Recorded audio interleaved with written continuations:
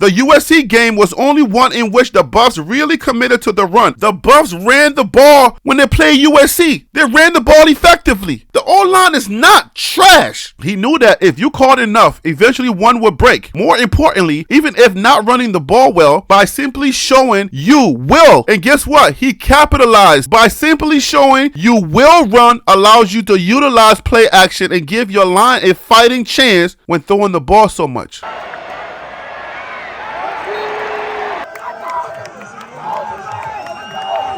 Bandwagon Buffs, man.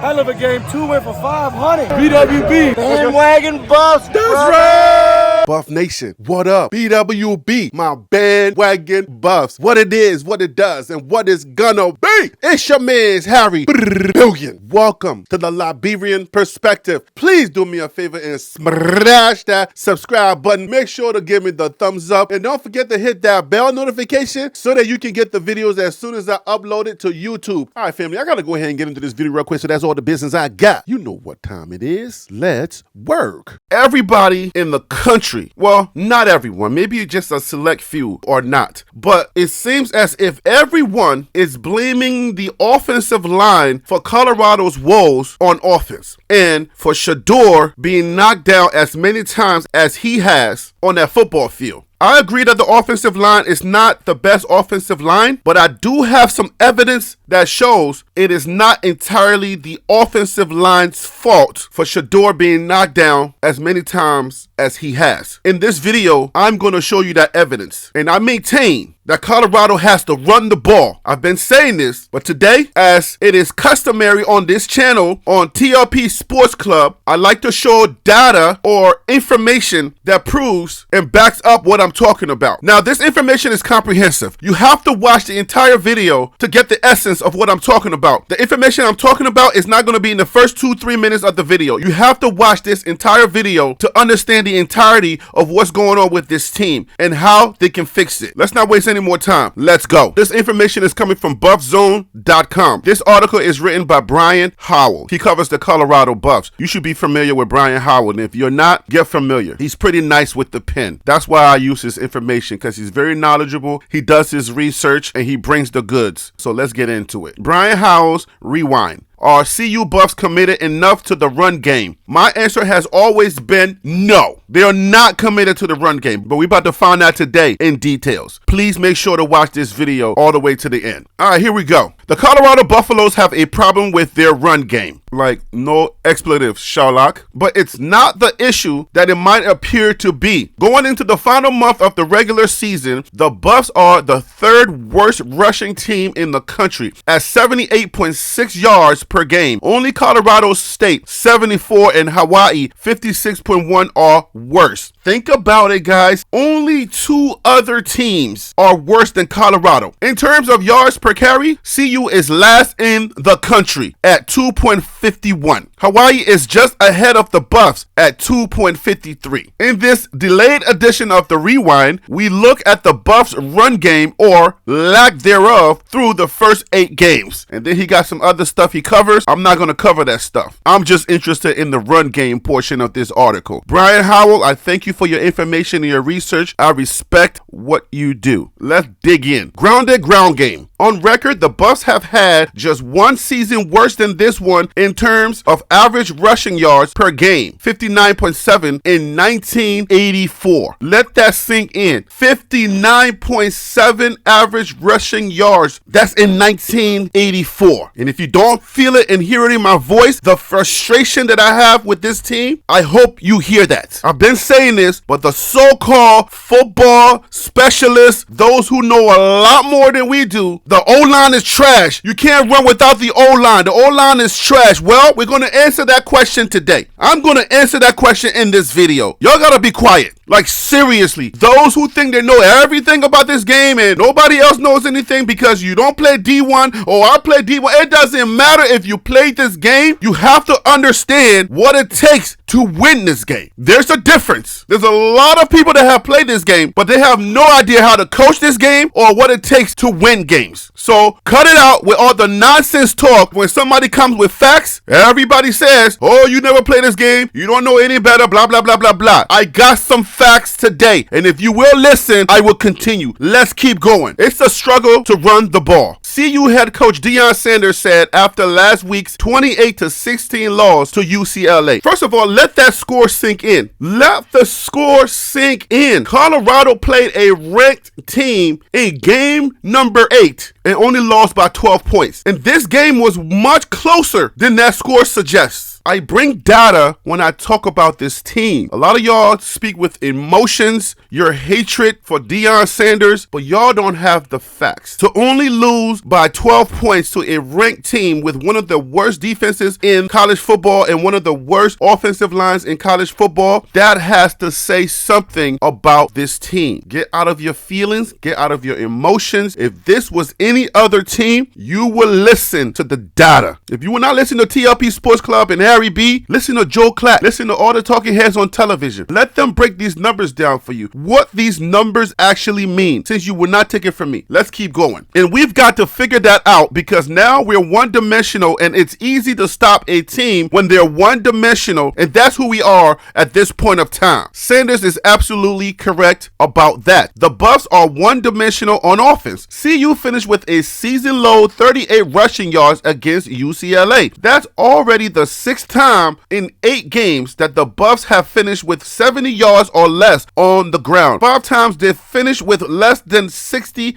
yards. But is it a struggle because the Buffs can't run the ball or because they won't run the ball? We're about to get the answers, guys. Stick with me. We're going to get the answers today. CU's 2.5 yards per carry is dismal, but that average is, of course, significantly impacted by the fact that quarterback sacks are accounted for in the rushing stats. CU has given up 42 sacks. Nationally, only Dominion with 43 has given up more and lost a whopping 381 yards on those sacks. 126 more than the next worst team, that's FIU at 255. Those 42 sacks have accounted for 16.7% of CU's rushing attempts. Take out the sacks and CU's average vaults to a much more respectable 4.83 yards per carry, 1,010 yards on 209 attempts. Please, if you don't know anything about football, this is very important. Even if you don't know anything about football, I want you to think about those numbers. Those numbers are very important because you only need 10 yards for a first down. Let that sink in. How many 4s are in 10? Let's read that again. Take out the sacks and the CU's average vaults to a much more respectable 4.83 yards per carry. 4.83 yards, guys. I don't know how to put this, but if you are scouting for a running back, if you get a running back that gives you 4.83 yards every single time they touch the ball, that's a running back that you want to have on your team. That's a good running back. You want to be able to get at least 3 to 5 yards per carry. You're not always going to run the ball, but every now and then when you do need to run the ball, you want to be able to at least rely on 2-3 yards every now and then. When it is 3 and 2, you give the ball to your running back, you know he's good for at least 4 yards. So if you need 2 yards, now you got 2 extra positive yards. That's what this information is going to reveal to you, because we've been in a lot of situations where it's been 3 and 2, it's been 3 and 5, 3 and 6. Let's keep going, guys. Dylan Edwards and Anthony Hankerson have handled the bulk of the workload at running back. Edwards is averaging 4.5 yards per carry and Hankerson 4.2. Say that again. Edwards is averaging 4.5 yards per carry and Hankerson 4.2. Average. Okay, sometimes they lose yardage, sometimes they gain more yardage than 4.2. So you total all of those up and you divide it by how many times they ran the ball, and you get the average of 4.5 and 4.2. That's how averages work. Unfortunately, neither one gets much of a chance to run the ball. The Buffs hand off to their running backs only 19.6 times per game. That's crazy. That's absolutely crazy. If you want to win football games, that number has to significantly increase. Against UCLA, a quartet of running backs got a grand total of 11 carries. 4 of those came in obvious get-off-the-field situations. A 3rd and 18 handoff to Edwards, 2 straight handoffs to Hankerson to end the first half and one to Arthur McCaskill on the last play of the game. Prior to a September 30th game against USC, Sanders was asked if the Buffs needed to be more committed to the run game. He said this: "That's just like asking your wife, are you committed to a good meal every night if she can't cook? We've got to be able to cook the meal, right? Before we could commit to it, we got to be able to cook the running game before we commit to it." I ain't gonna lie to you, that sound kind of silly, bruh. If you married, you know that sound a little silly. If you've been married as long as I've been married, that don't even make any sense at all. But let's keep going. "That's true to a point," says Brian Howell. "But you've also got to dedicate some time to prep the meal, and the Buffs just haven't done that." So let me take that a little further. If you're married to somebody who can't cook, guess what you have to do? You have to at least try.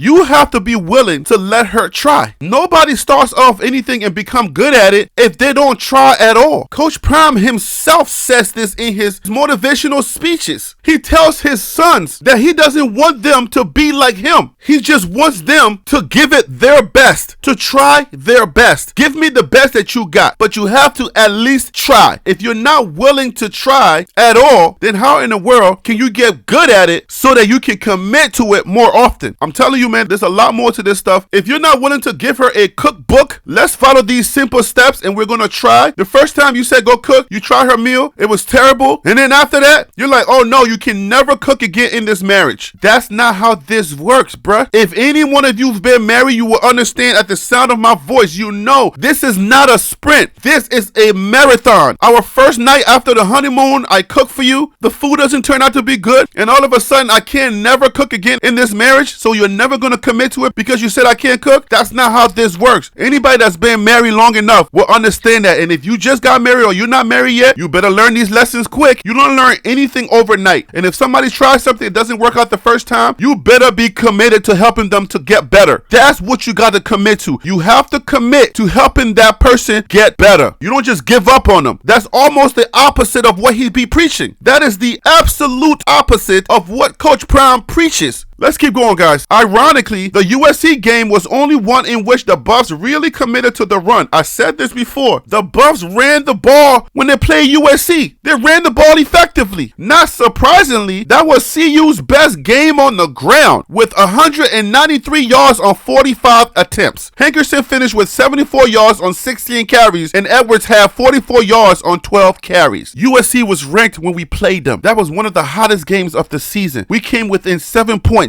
And if it wasn't for mismanagement off the clock, we had a chance to beat USC. This started looking confused when we started running that ball on them. And it started working. And when we started running the ball, all of a sudden, the pass game started to open up. For all of you who are just blind, who don't understand how football works, those who go straight to the comments, who can't run if there's no line. The USC game had the same offensive line. If they're so trash, we should not be able to run the ball against USC. But we did, and it was effective. It was very effective. This is Brian Howell, somebody who covers the Buffs, writing this stuff. CU's best game on the ground with 193 yards on 45 attempts. Do you know what that means? And USC was rushing Shedeur just the same. Let's keep reading. Against UCLA, the Buffs never really gave the run game a chance, despite some early success. Edwards had a 3-yard run for a first down on the second play of the game, and an 8-yard run on 2nd and 10 on the Buffs' second possession. If you watch my live stream, I talked about that. I said they're running the ball, and look, it worked. I screamed that. I said, look, they're running the ball, and it worked. Right after he gets a first down on 2nd and 10, they go completely away from the run. Those were the only handoffs in 23 first quarter plays for the Buffs. That's atrocious. I keep telling y'all, the run can work for the Buffs. Miss me, please, Harry B. Miss me with the nonsense of they can't run if the O-line ain't good. If the O-line is trash, they can't run. You don't know football, man. Stop playing with me. Who taught you football? How long you been watching football? They can't run if the O-line ain't no good. The O-line is good enough for them to get yardage. 8 yards run. We've had success with the run when they did run the ball. I have the data right here here in front of you. I've been showing you the data. They are successful with the run. Let's keep reading. In the third quarter, with the Buffs within one score, they ran 11 offensive plays and never handed off to a back. In the third quarter, with the Buffs within one score. The game was a one-score game for almost the entire game. They only lost by 12 points. That was not the spread from Vegas. They were supposed to lose by a lot more than that, but they only lost by 12 points. They ran 11 offensive plays and never handed off to a back. The first time the Buffs handed off to a running back in the second half was with 6 minutes and 30 seconds to play, down 28-9. Savion Wilkinson had an 8-yard run to kickstart the only touchdown drive of the night. McCaskill added a 9-yard run late in that drive. There's no question that CU has a sensational quarterback in Shedeur Sanders. The head coach's son is one of the top quarterbacks in the country. We praise him all the time. We give him his flowers all the time. He is. There's no question about that. If you go to my community page, I'm making my argument for him to be in the Heisman conversation. He is still number 3 in the country with passing yards. And people keep saying he has the worst offensive line in the daggone country. Nobody wants to block for him, but yet he's still number 3 in passing yards. Number 3 in touchdowns. The boy is like that. He can play. He can downright ball. But Brian says Shedeur is getting pummeled. However, in part because the Buffs are too one-dimensional. Are y'all hearing me out there? Put it in the comments. Say, Harry B, I hear you, so that I know that you made it to this part of the video. Harry B, we hearing you loud and clear. Write that in the comments. Come on now. Shedeur's getting pummeled because they're too one-dimensional, man. Coach Prime was asked once again after the UCLA game if it would help for the Buffs to commit more to the run. See, these people are trying to be respectful, man. Those reporters in that room are very committed to the game of football. Those reporters spend a lot of time analyzing the game. They understand football. They know how it works. Have they played it? Have most of them or any played the game? No, they haven't. But they write the game. They understand what works because years and years of analysis, years and years of analyzing the game and doing research, talking with coaches, different coaches, some successful, some not successful. There is always a silver lining or a thread that you get from the game if you've covered the game for that long. You understand the game from afar. They will tell you what works. They will tell you what doesn't work. And then you see it for yourself on the field. Then you can make up your mind and say, okay, I understand now what they said about the run game. These people are very knowledgeable, but they're trying to be respectful. They have to keep a certain level of respect when you're in a professional environment. But when you go behind closed doors, you know what they're saying? Man, that guy's crazy. He's not even running the ball. Is he crazy? They can't tell him straight up in his face like, Coach Prime, you're getting your son hurt. Do you understand that you're getting your son hurt as much as you love your son? Do you understand that you are responsible for getting him hurt because you're not running the ball? This is what they're saying behind closed doors. I guarantee you. Because they know the game. They know this game. So they have to put the question in a more politically correct way or professional way. So as if it seems like they're not attacking him or telling him what to do because he is the head coach and they're not. There's a certain decorum that you must have when you're in this line of profession. But when you go have a beer at the pub, when you go have a drink or go sit down with your buddies and start talking football and you're just watching the game, listen, a lot of us are saying the same thing. Coach Prime, you're getting Shedeur hurt. Do you understand? This is your son. We get it. Just think about the reporter knowing the game, knowing that you got to run the ball. After the UCLA game, if it would help for the Buffs to commit more to the run, just take the if off, and this is how they're going to make this statement. Hey, Coach Prime, we believe it's going to help if you commit to the run. That's essentially what they're saying. But they keep asking, trying to understand his mind frame. I don't know if he's picking it up because he's still in that Coach Prime, jovial, quick with the sound bites, and they're telling you, bruh, your son is in trouble. He's getting pummeled. They're being respectful, but they're trying to tell you, they're sending that message to you. Coach, will it help if you were to commit to the run more? So stop with all of this. If my wife couldn't cook, why would I commit to her cooking stuff? I mean, all of that stuff is cute when you're winning, and we respect it because that's part of the game. That's part of your showmanship. You know what I'm saying? That's what you do. We get that. You bring that flair. You bring that fun element to the game. We all enjoyed that. But we're 8 games in, and we're seeing our star quarterback getting pummeled, and you're still doing that. It ain't funny no more. It's not funny no more, Coach. Those quips are not going to work all the time. Time to get down to the nitty gritty, man. We need to get some answers, not know if your wife can't cook. We can't do that no more. We can't listen to that no more, bruh. We need some real true answers as to why you're not committing to the run. It's a question as to why you're not committing to the run. So here it goes. This is his answer. I think we committed to it on first down and it was 2nd and 15. This is in Coach Prime fashion. To tell you, are you blind? Did you not see that we did it? We tried it one time. We tried it on first down and we lost 5 yards. That's in Coach Prime fashion. I think we committed to it on first down and it was 2nd and 15. So that's your answer, he said, referring to a handoff to Hankerson to start a second quarter possession. When we're getting negative yards on first down, that's a tremendous loss because now you know you want to throw the ball on second down and they're calling their defenses pertaining to that loss. And then this is what Brian says, and then I'll follow up with what I think. That's true, but bailing on the run too quickly plays right into the hands of the defense. Let me say that again, please. There's a lot of ignorant people around here that don't understand the concept. Let me say that again. Answering Coach Prime, saying what Coach Prime just set up here, okay? That's true, but bailing on the run too quickly plays right into the hands of the defense. UCLA had no reason to respect the CU run game, so the Bruins were able to come after Shedeur. UCLA had no reason to respect the CU run game, so the Bruins, they were able to come after Shedeur. They racked up 7 sacks and hit Shedeur 17 times. Unless you're just ignorant, unless you just are blind, or unless you just don't care and you are at work and you're busy, you don't have time to really put some thought into your comments, stop it, please, guys. Wait till you have some time. Wait till you're not driving. I know the impulse control is heavy. You're bowling with your family, so you're going to stop and try to say something real quick. You feel irritated, so you're going to try to say something, but stop it, guys. Stop it with the line is trash. You can't run because the line is trash. I'm trying to prove that in this video. This video is to directly answer the question, to tell you it's not that the line is total trash, it's that CU, Coach Prime and his staff are not committed to the run. Football cannot be one-dimensional. You cannot just give up on something because you tried it one time and it did not work. You ran one time and then lost 5 yards. When you throw the ball and it's not caught, you don't stop passing. You continue to pass. You continue to work on the pass. If you threw the ball to Jimmy Horn and he dropped it, you don't say, okay, we can't do that now, and then go back to the run. That's based on that thinking. If you get beat on one play, if you get beat on the play, put that in the back of your mind, forget it right away, and try again. Let's keep going. All those hits put the spotlight on the offensive line struggles. No question the line is struggling in pass protection, but as my colleague Pat Roney pointed out earlier this week, we still don't know if this line is good at run blocking. Although the non-sack average suggests they are solid.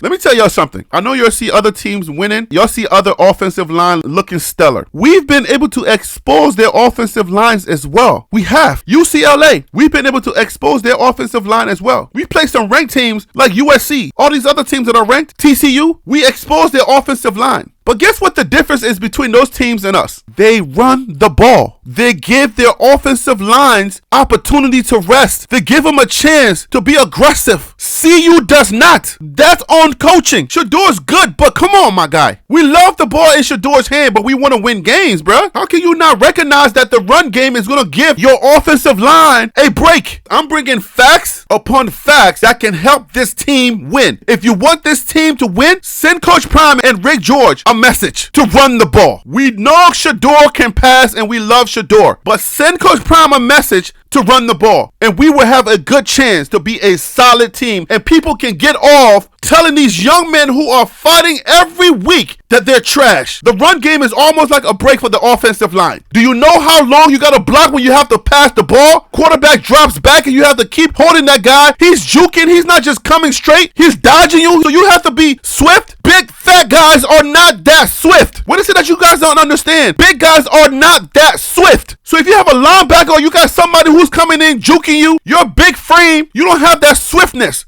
The non-sack average suggests they are solid. Numbers do not lie, guys. I mean, how many times we gotta say this to y'all? When Shedeur is not sacked, when the line is doing their job, unless you know if they will mix it up, you will see the strength of that line. They just need to mix it up. This is on coaching, not those young men. You can't just put that on Sean Lewis. The head coach makes suggestions. The head coach can step in and say, we need to run the ball more, and let's commit to it even if it doesn't work. That's what the head coach can do. That's the power of the head coach. He is the leader of the OC and the DC. No, he doesn't want to step on their job. He doesn't want to keep micromanaging them. But the coach can say, in this game, we're going to run 40 to 50% to the pass game. The head coach has that responsibility. Everybody just can't keep saying Sean Lewis sucks, Sean Lewis sucks, the O-line sucks, the O-line sucks. You don't have the data to prove it. I do. I'm bringing the data. I look for information to prove what I say on this channel. I've been saying this. The O-line is not trash. They have to just commit to the run game. The O-line is not trash. If you give this O-line to a coach that runs the ball, this would be a decent O-line. And some of them might be stars. You know how I know? Here's the proof. You see right here, number 4, Florida State, 41-16. One of the old linemen that was on that 1-11 team, he starts for Florida State. This UCLA team right here, number 23 from week number 9, one of the old linemen that left that locker room after Coach Prime says, jump in the transfer portal because I got better guys coming. One of them jumped into that transfer portal and he played for this team. We played them, the team that beat us. Number 4, Florida State. Number 23, UCLA. They play for those teams. Another lineman left, went to Purdue, plays for Purdue. Why are you saying this, Harry B? The reason why I'm saying that is they were 1-11. 1-11. There was a lot of you guys saying they couldn't be that good. Let them go. Nobody cares. They suck. They didn't want to play. A lot of them didn't want to deal with what was coming. A lot of them were just tired of having to be dealing with different coaches. But I've always maintained with good leadership and good coaching, anyone can thrive. Most of these kids can thrive. The whole idea of, oh, they went 1-11, none of them were that good, none of them could have been that good. If that's the case, then why would one of them be starting for the number 4 team in the nation? If we had that guy right now, he would be blocking for us. If we had the guy from UCLA, he would be blocking for Shedeur. So that narrative sucks. That narrative is not accurate. It's not based in data. On this channel, I deal with data. So I'm trying to tell y'all the information that you guys are saying is not based in the data. But when you just say this suck, you're not dealing with data. I know you're dealing with emotion. For those of you who saying, oh, this suck is facts, that means you don't have data backing up your information because you were the same people saying that those 1-11 kids could not play. They needed to be up out of here. And now we're having an issue for that O-line. And guess what? We had at least 2 or at least 3 offensive linemen are playing for teams that are winning right now. That could have been protecting Shedeur. So what does that tell you? That means that the data suggests that the record doesn't really tell the whole story. So if you tell all these young men to get up out of here and go find some other homes because they suck, they were 1-11, they couldn't be that good, now you gotta live with that. And I'm not talking about they're taking 1 or 2 snaps. They're starting. So what's the difference? Leadership, coaching, that's the difference. No matter how you want to look at it, it's leadership and coaching. They were under some terrible coaching, so they left. They went under some better coaching, under better leadership and better coaching, they're thriving. So the coach that they had prior to this was not utilizing their strengths the right way, but they went somewhere else and now their skill set is being utilized by a better coach and now they're thriving. The data is there. Because you don't want to look at it doesn't mean that these kids are trash. Coaching matters. Doing the right things, calling the right plays matter. Those young men are not high school players. They work out in the gym just like everybody else. They're strong just like everybody else. They have the same height like everybody else. They weigh 300 pounds like everybody else. Let's be real here. You have to coach to the strengths of the men that you are leading. Everyone is not the same. You have to coach to the strengths that you have in your locker room. You have to put your linemen in position to win. If the quarterback was hanging the ball every single time, the wide receiver getting killed, you would just keep saying that the wide receiver sucks until they got a better quarterback. This quarterback is hanging the ball every single time. The wide receiver has to go up, catch the ball, come down, get smacked in the gut, and he drops the ball. What that tells you is the quarterback has to stop hanging the ball. That is the data. But if you are just a loose fan, if you're just casually watching every now and then, you go cut the grass, you come back, they're losing, you see the ball being thrown in the air, you're just casually watching, you're talking trash, you're eating chicken wings, doing whatever you're doing. All you know is you see the ball in the air, the wide receiver catches the ball,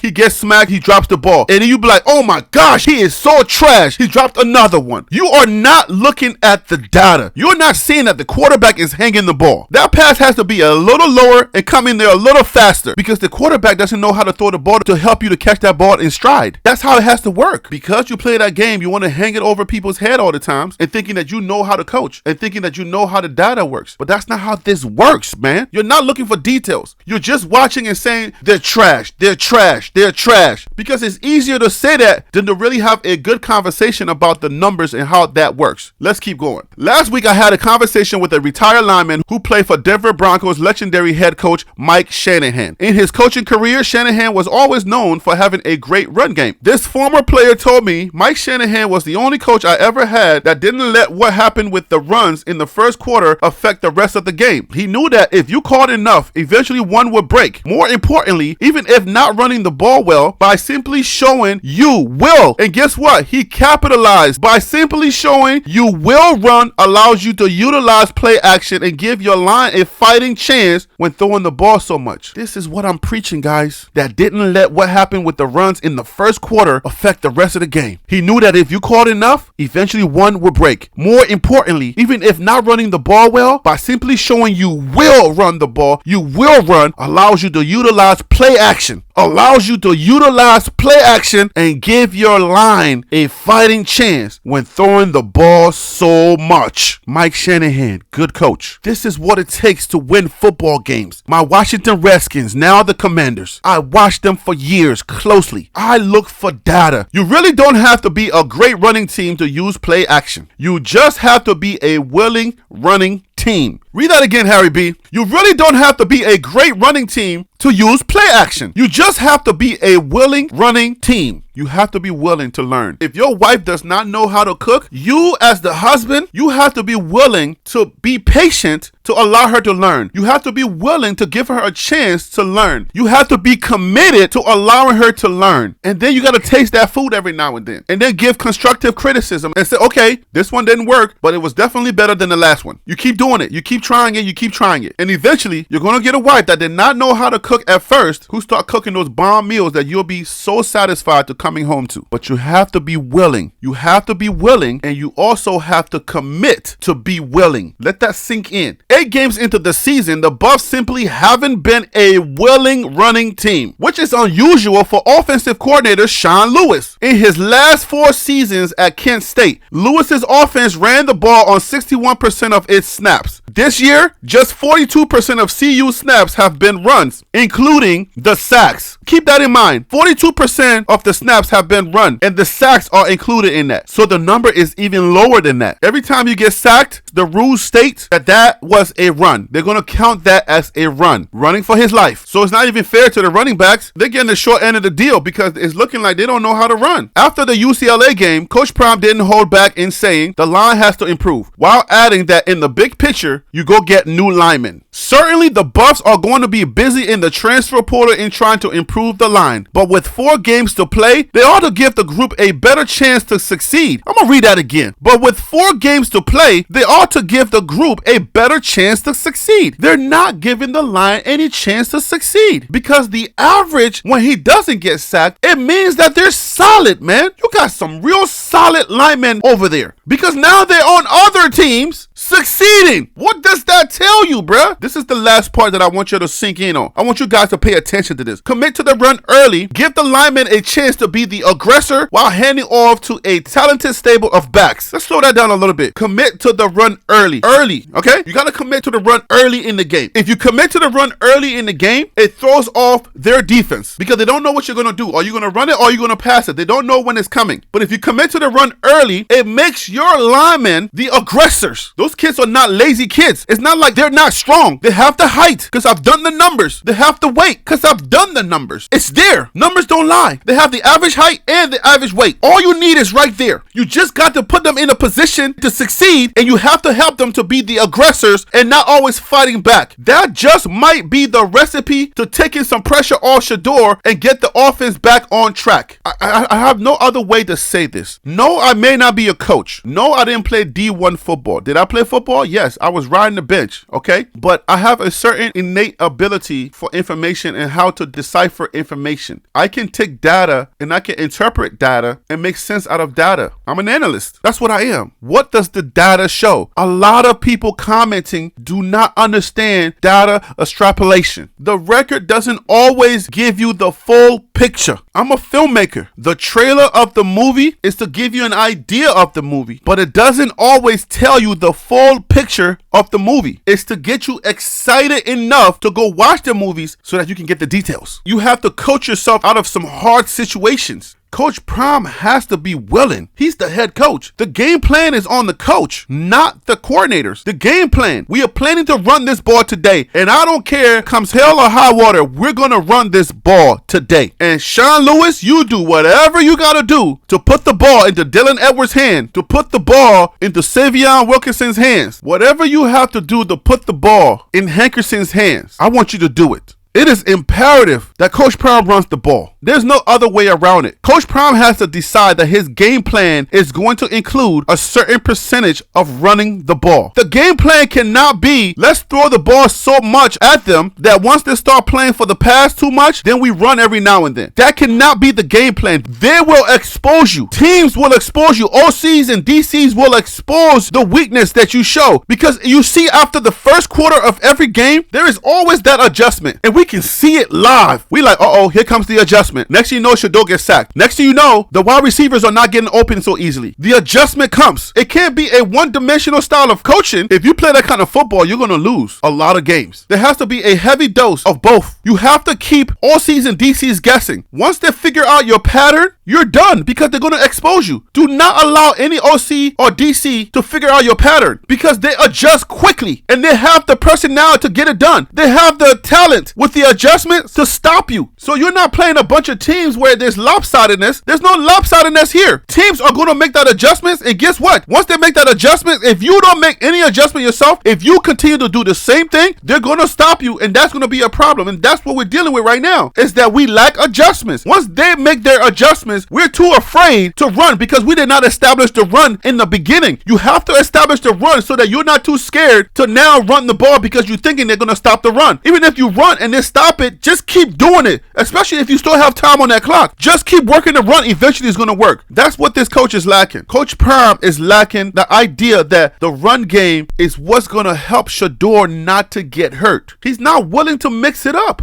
You got to run the ball. We're staring at Arthur McCaskill right now. Great runner. He had the red shirt because he figured, well, if I'm not getting the ball, then let me just shut it down. There's only 4 more games left. Let me just shut it down and come back next year. This guy has the ability. They used him in Houston. They're not using him here. He's been cleared to play. Arthur McCaskill has been cleared to play by the doctors. He can play. If you're not using him, why should he waste a whole year on not being used with 4 games left to play? That was a great decision that he made to redshirt. You as coaches, you have to have the wherewithal to put them in positions to win. These young men are Division I players, highly recruited. They have the ability to play football. It's not the fact that they don't know how to play football, or they don't have the desire, or they don't love the game and all of that. It's not that, man. It's that they need the coaching staff to stop yelling at them and start putting them in a better position to win. And this thing will be turned around just like that. All right, family, that is all the information that I have for this video. Hope you got a little something out of it. And if you did, please help this channel grow by smashing that subscribe button. But I'm going to have to leave it right there. You know who I am. I'm Harry B. And that right there was the Liberian Perspective. That's TLP Sports Club. Brah.